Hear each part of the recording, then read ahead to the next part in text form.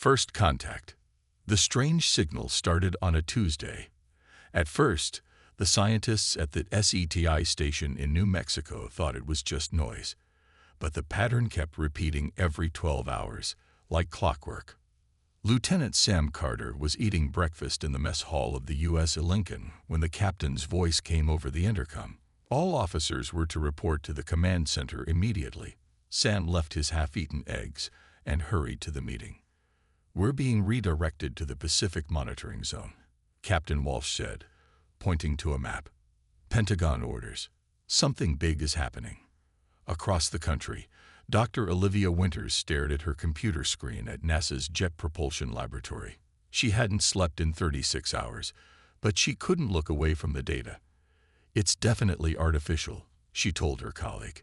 "These signals aren't random. They're organized, complex." She pushed her glasses up and rubbed her tired eyes. "Someone is trying to talk to us." Within days, mathematicians cracked the basic structure of the message. It wasn't friendly. The translation team worked around the clock, and what they found sent chills through government offices worldwide. "It's a warning," Olivia explained during an emergency briefing with military officials. "They're telling us they're coming, and we should prepare to be harvested." The president addressed the nation that evening. Some people panicked, emptying store shelves and fleeing cities. Others didn't believe it was real. Many prayed. Sam's aircraft carrier joined others in a defensive formation in the Pacific. He stood on the deck, looking up at the night sky, wondering what was coming. "You think we have a chance?" asked his friend Ryan, joining him at the railing. Sam shrugged. "We have to, right?" The first signs came 8 days later. Satellites detected objects moving into the solar system at impossible speeds. The objects slowed as they approached Earth, revealing massive ships larger than anything humans had built. World leaders tried to coordinate a response, but disagreements slowed everything down. Some wanted to attempt peaceful contact. Others prepared for war. "We need to show strength," General Peters argued in the Pentagon war room. "If they see weakness, we're finished. Or we could trigger a conflict we can't win," countered the Secretary of State. While they argued, 7 enormous vessels entered Earth orbit. Olivia was called to Washington to join a scientific response team. Her helicopter landed at the White House just as the first alien message was broadcast worldwide. Every electronic device with a screen or speaker suddenly activated.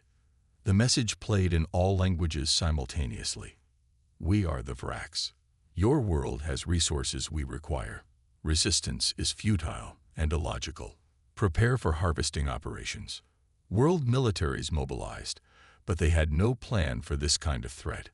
Fighter jets scrambled worldwide, nuclear submarines moved into position, and missile defense systems activated. Sam's aircraft carrier battle group was ordered to maintain position and await commands. The tension on board was thick enough to cut with a knife. "What does harvesting mean exactly?" Ryan asked as they monitored communications. "Nothing good," Sam replied. The first alien ships descended toward major cities on every continent. They moved slowly, almost casually, ignoring all attempts at communication. When Brazilian fighter jets approached the ship over Rio de Janeiro, they were simply swatted away like insects. The jets crashed into the ocean without the alien vessel even slowing down. "They're not even trying to hide their technological advantage," Olivia said, watching satellite feeds with other scientists. "They don't see us as a threat." The Vrak ships positioned themselves over New York, Beijing, London, Moscow, Tokyo, New Delhi, and Sao Paulo. Smaller vessels began to deploy from the larger ships. The president ordered military forces to engage, despite uncertain odds. Sam felt the carrier engines rumble as they finally received orders to move toward the nearest alien vessel. "All pilots to their aircraft," came the announcement. "This is not a drill." As Sam ran toward his fighter jet, the sky turned an unnatural purple color. The battle for Earth was about to begin. The initial defeat. Sam's F-35 roared off the carrier deck along with 24 others. The sky around them filled with aircraft from every nation's military. For once, All countries fought together against a common enemy. Target locked, Sam said into his radio as his jet climbed toward the massive alien vessel hovering over the Pacific. Weapons hot. The first missiles launched from jets worldwide at exactly the same moment. Thousands of projectiles streaked toward the 7 wrecked ships. People watching from below cheered as the missiles closed in. Then something impossible happened. The missiles simply vanished about 50 meters from each ship. Not exploded, vanished. What just happened? Ryan's voice crackled over the radio. My missiles are gone.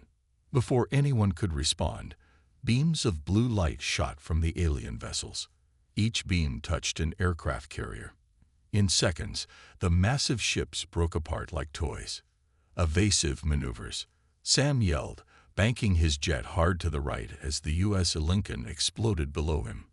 The shockwave caught his aircraft, sending it spinning toward the ocean. Sam fought the controls, somehow managing to level out just above the waves. His radar showed chaos. Half the American fleet was gone in less than a minute. In Washington, Olivia watched in horror as monitors showed similar scenes playing out worldwide. Moscow was hit first, a precise beam from above carving through the Kremlin. Then London, Beijing, and other capitals. They're targeting command centers, General Peters said, his face ashen. They know exactly where to hit us. The bunker shook as something struck Washington. Dust fell from the ceiling. We need to evacuate, someone shouted. They found us. Olivia grabbed her laptop and research notes as security personnel rushed the president toward a waiting helicopter. She followed the crowd up the stairs and out into chaos. The Washington Monument was gone. A smoking crater stood in its place. The Capitol dome had collapsed. The White House itself was burning. This way, Dr. Winters. A soldier grabbed her arm, pulling her toward an armored vehicle. Sam's jet was running on fumes. Most communication channels were silent. He spotted land ahead, the California coast, though parts of San Diego were burning. Anyone on this frequency?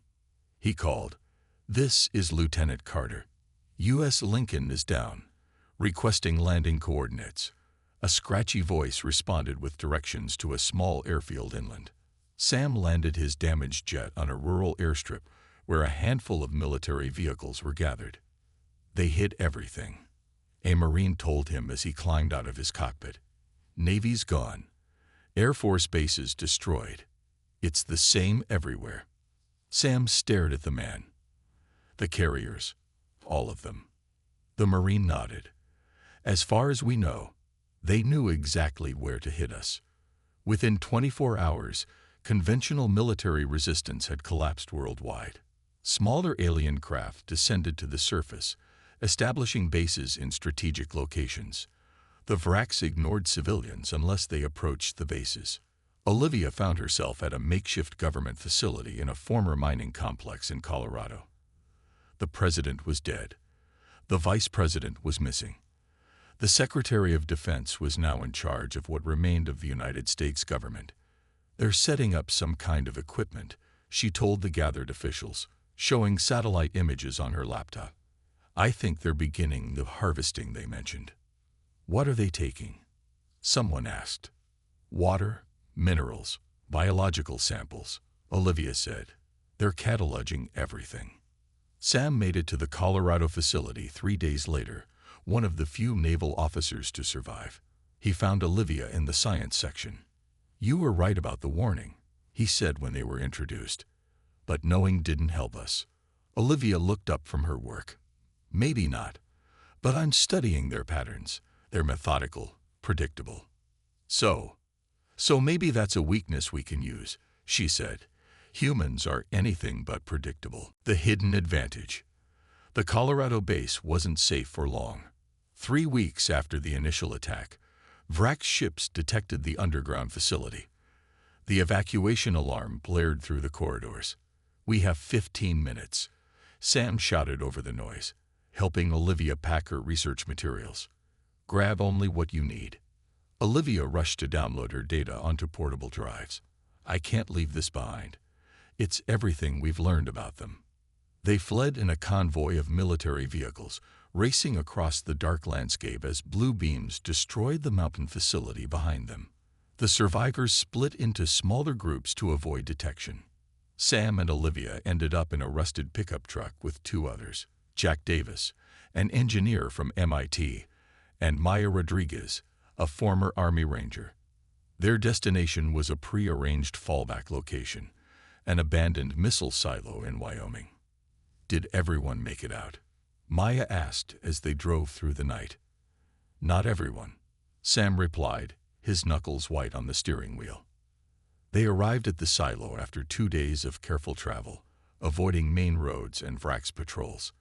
About 50 people had reached the location, military and civilian alike. It wasn't much, but it was something. A week into their stay at the silo, Olivia made a discovery. She had been analyzing samples collected from a damaged Vrax scout ship. "Come look at this," she called to the others, excitement in her voice for the first time in weeks. The microscope shows something interesting. Sam, Jack, and Maya gathered around her makeshift lab table. "See these bacteria?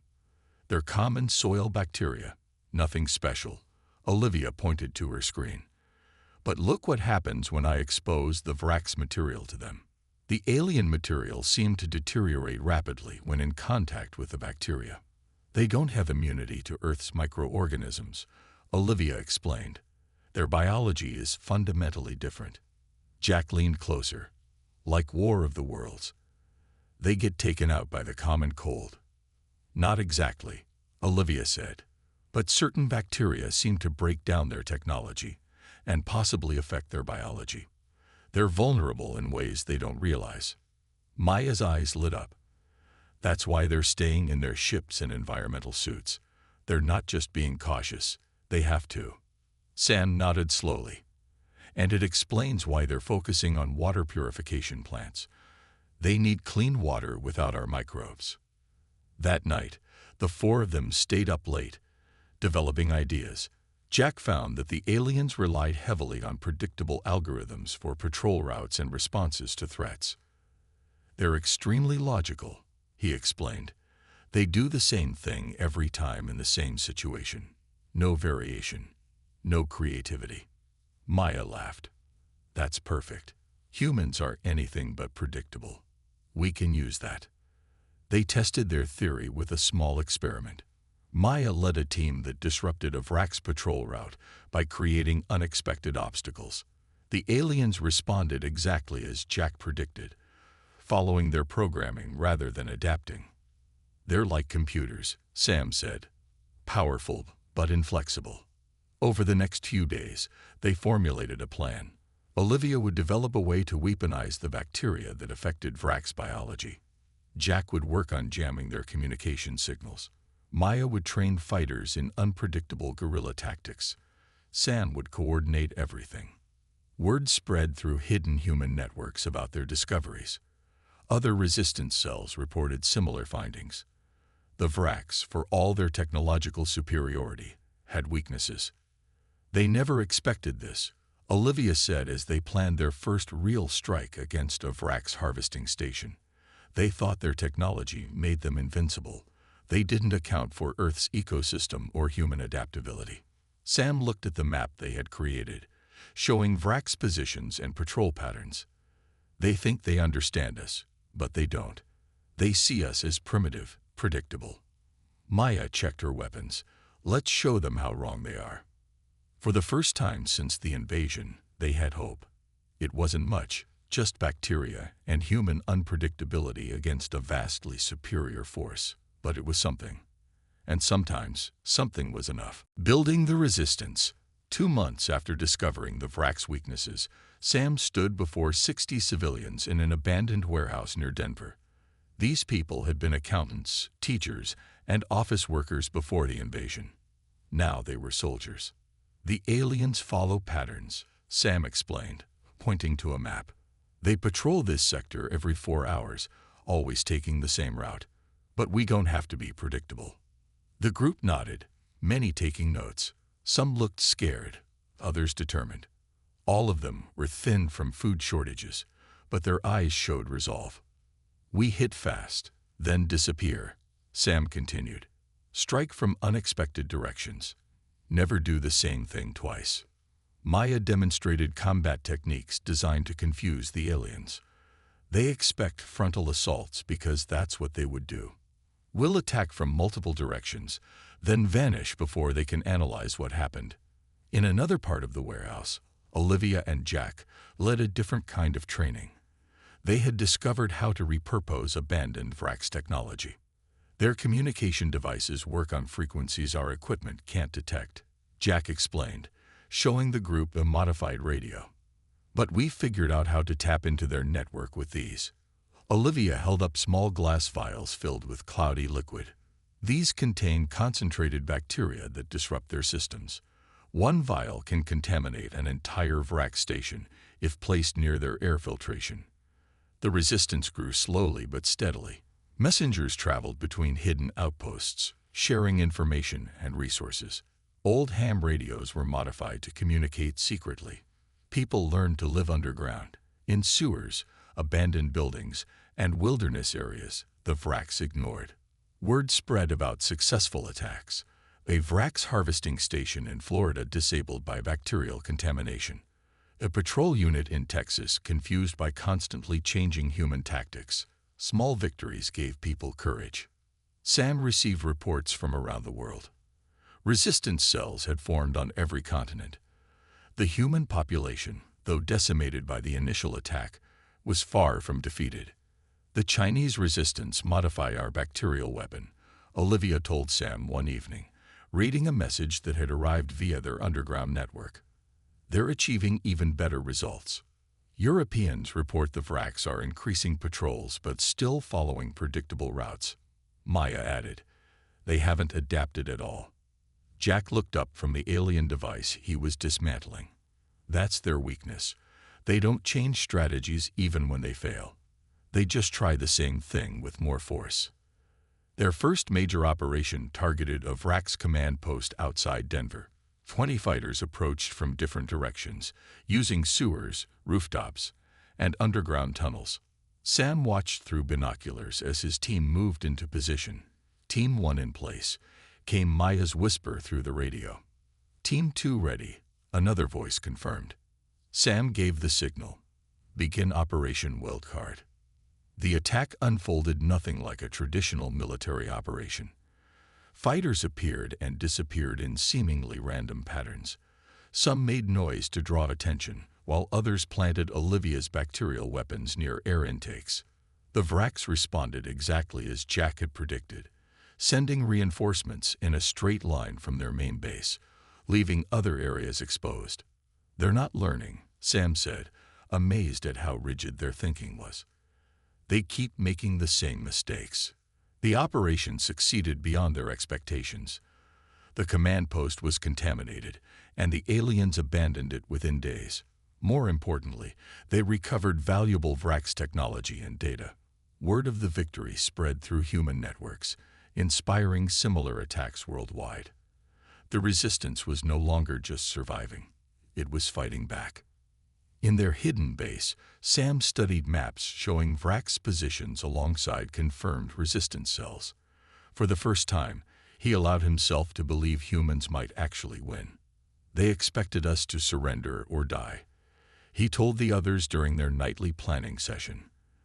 "They never expected us to adapt, to use their weaknesses against them." Olivia looked up from her microscope. "That's humanity's greatest strength. We've always adapted to survive." "And now," Maya added with a rare smile, "we're teaching the Vrax what happens when you underestimate humans." The turning point. 6 months into the resistance, humanity was ready for something bigger. Small victories had built confidence, but the Vrax still controlled most of Earth's surface. The time had come to strike a decisive blow. Sam called a meeting of all regional resistance leaders. They gathered in an abandoned subway tunnel beneath Chicago, representatives from across North America joining via secure communications. "We've proven our tactics work," Sam said, standing before a map lit by battery-powered lanterns. "Now we hit them with everything at once." The plan was bold. Coordinated attacks on major Vrax harvesting stations across the continent on the same day. Success would disrupt the aliens' resource collection and prove humans were a real threat. Olivia presented her team's latest breakthrough. We've developed an airborne version of the bacterial agent. One canister can contaminate an entire Vrax facility. And I've figured out how to disable their shields temporarily, Jack added, holding up a device built from salvaged alien parts. We'll have a 30-second window to strike. Maya outlined the tactical approach. Multiple teams will attack each target using completely different methods. The Vrax won't be able to predict which assault is the real one and which is a distraction. The operation was scheduled for dawn, when Vrax activity typically decreased. That night, Sam couldn't sleep. He walked through their underground base, checking on preparations. He found Olivia in her lab, still working. "You should rest," he told her. She looked up, exhaustion clear on her face. "I keep thinking about all the ways this could go wrong." "It could," Sam admitted, "but doing nothing guarantees we lose." Morning came too quickly. Sam led his team toward the Chicago harvesting station, a massive structure where the Vrax extracted minerals from Lake Michigan. Maya's team would approach from the north, while others came from different directions. "Remember," Sam told his fighters as they moved through abandoned buildings, "unpredictability is our weapon. Don't follow patterns. Don't do what they expect." At precisely 6:00 a.m., the attack began. Across North America, resistance fighters moved against Vrax installations simultaneously. In Chicago, Maya's team created diversions with improvised explosives on the north side of the facility. While Vrax forces responded, Sam's team approached from the east. "Shield disruptor in position," Jack reported through the radio. "Ready on your mark." "Now," Sam ordered. The device activated, causing the alien shield to flicker and fade. Sam's team rushed forward, planting bacterial bombs near air intakes and water purification systems. A Vrax patrol spotted them, firing energy weapons that left smoking craters in the concrete. 2 fighters fell, but the others completed their mission. "Charges set," Sam called. "Fall back." They retreated through pre-planned routes, splitting up to confuse pursuers. Behind them, the bacterial agents began their invisible work, contaminating the Vrax life support systems. By nightfall, reports streamed in from across the continent. 16 major harvesting stations had been successfully targeted. 4 attacks had failed, with heavy human casualties. But overall, it was an unprecedented victory. The Vrax response was immediate and revealed something unexpected. Massive ships that had remained in orbit descended rapidly to Earth. "They're calling for reinforcements," Jack said, analyzing intercepted Vrax communications. "They never expected to need help conquering us." Olivia studied data from their successful attacks. The bacterial contamination is spreading faster than predicted. They're abandoning affected stations completely. Most surprising was what Maya's reconnaissance teams reported. The Vrax were arguing among themselves. Some wanted to increase harvesting speed before departing. Others advocated for complete withdrawal. They're not united, Sam realized. They have factions, disagreements, just like us. For the first time since the invasion, the resistance leaders allowed themselves to celebrate. They had proven humanity wasn't just surviving. It was becoming a serious threat to the invaders. The Vrax made one fundamental mistake, Olivia said as they gathered that night. They judged us by our technology, not by our spirit.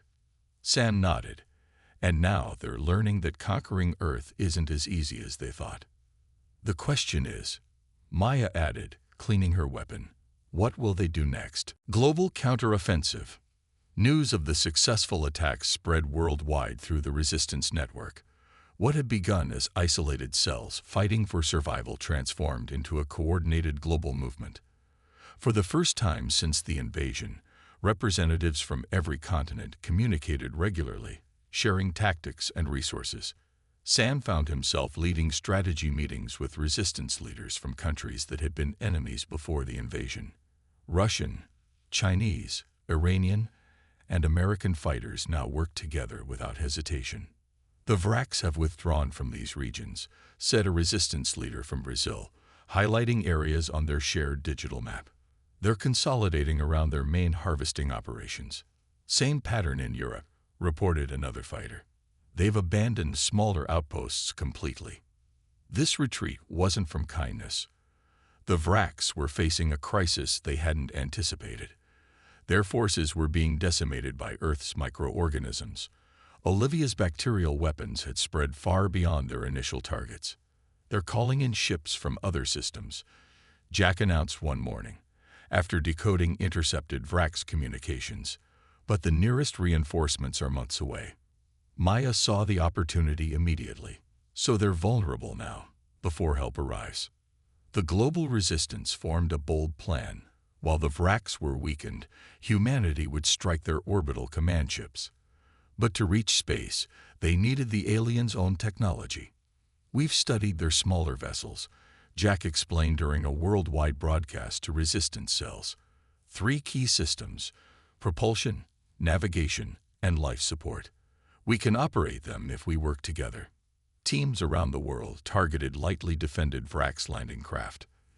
The aliens, now wary of human bacteria, had reduced their ground presence, making some ships more accessible. In a coordinated operation, resistance fighters captured 12 Vraks vessels in various conditions. Jack led engineering teams in repairing and modifying them for human use. Olivia made another critical discovery. The Vraks communication system is their weakness, she explained to Sam. They share a unified network. If we can access their command codes, we can disrupt their entire fleet. The plan crystallized. Use captured vessels to approach the Vraks command ships, upload a virus to their network, and deploy bacterial weapons throughout their life support systems. Training pilots was the next challenge. Sam selected the best candidates: former Air Force pilots, commercial airline pilots, even video game players who showed exceptional spatial awareness. The controls are nothing like ours, he told the trainees. But Jack's team has created an interface that translates their system to something we can understand. As preparations continued, the Vraks began more aggressive harvesting operations. They were extracting Earth's resources at an accelerated rate, planning to leave before reinforcements were even necessary. They're stripping entire regions, Maya reported after a reconnaissance mission, taking everything they can before they go. This accelerated timeline forced the resistance to move faster than planned. The attack on the orbital command ships was scheduled for 3 days later, ready or not. The night before the mission, Sam found Olivia working on final adjustments to her bacterial payload. "Will it work in space?" he asked. "It should," she said, not looking up. "The bacteria are dormant until they contact Vraks biology or technology. Then they multiply rapidly. And the communications virus. Jack says it will cascade through their entire system in minutes."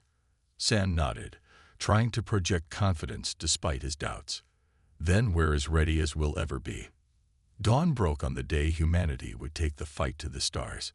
12 captured Vraks vessels, piloted by humans and loaded with bacterial weapons, lifted off from hidden locations around the globe. "Stay in formation," Sam instructed from the lead ship. "Remember your approach vectors. They'll expect their own ships to return." The small fleet rose through the atmosphere, past the clouds, into the blackness of space. Below them, Earth showed the scars of invasion, harvested regions appearing as dark patches on the once blue planet. Ahead, 5 massive Vraks command ships orbited in formation. Each was a city in space, controlling different aspects of the invasion. "Communications silence from now on," Sam ordered. "Approach pattern Alpha. May God or luck, or whatever you believe in, be with us."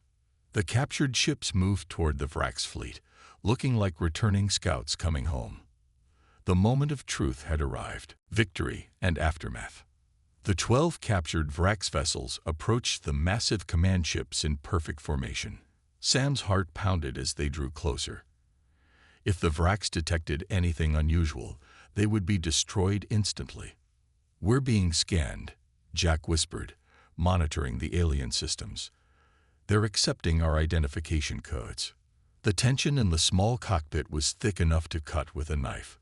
Sam, Olivia, Maya, and Jack had insisted on leading the mission themselves. This was humanity's one chance, and they wouldn't send others to take the risk. "Docking clearance granted," Jack said, amazement in his voice. "They think we're one of them."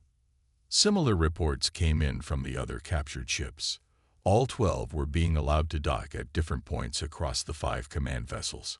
"Remember," Sam told his team as their ship entered a massive hangar bay, "we have 15 minutes to deploy the payloads and upload the virus before we have to leave." They docked with a metallic thud. The team donned captured Vrax environmental suits, which would hide their human forms. Maya led the way, carrying the bacterial payload disguised as standard Vrax equipment. The corridors of the command ship were enormous, designed for the taller Vrax.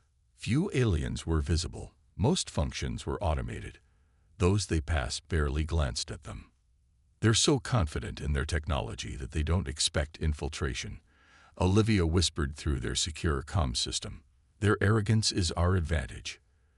They reached the life support control center without incident. Jack quickly connected to the main terminal while Maya stood guard. The plan was working perfectly, almost too perfectly. Just as Jack began uploading the virus, an alarm sounded. Somewhere, one of the other teams had been discovered.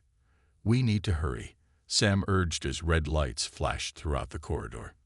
Jack's fingers flew across the alien interface. "Virus uploading. 60%. 70%.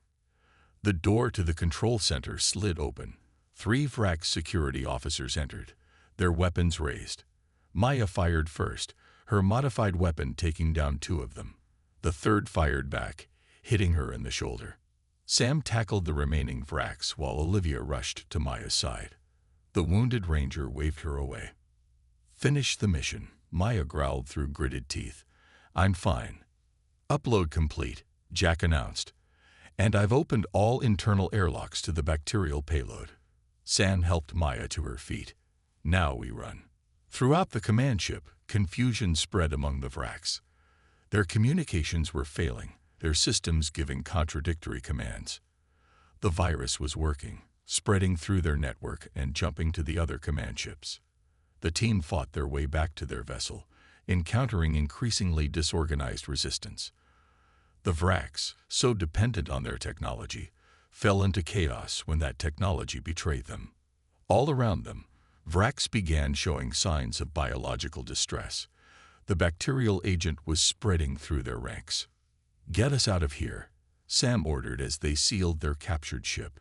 Jack engaged the engines, backing away from the docking bay, just as explosions began rippling through the command vessel.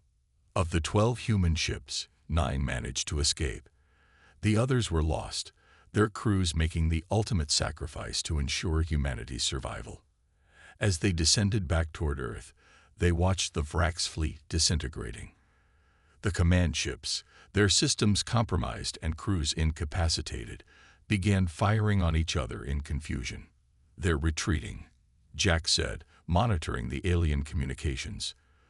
"The surviving ships are jumping to faster than light speed. They're abandoning the invasion." For several minutes, no one spoke. The enormity of what they had accomplished was too much to process. "Will they come back?" Olivia finally asked. "Maybe," Sam admitted. "But now we know how to fight them. And we'll be ready." 3 months later, Sam stood on a hill overlooking what had once been Denver. Rebuilding had begun, though the scars of invasion would take decades to heal. Earth had lost billions of people, but humanity had survived. Jack approached, carrying a device he had constructed from Vrax technology. "We've decrypted more of their database," he said. "There are other species out there, some who might help us, others who pose threats." Olivia joined them, pointing to the stars now appearing in the evening sky. "We're not alone anymore. For better or worse, we're part of a larger community now." Maya, her arm still in a sling, nodded. "And we've proven we belong there. The Vrax will spread the word. Don't mess with humans." Sam smiled, watching the first new buildings rising from the ruins. They came expecting an easy conquest. They never expected us to fight back the way we did.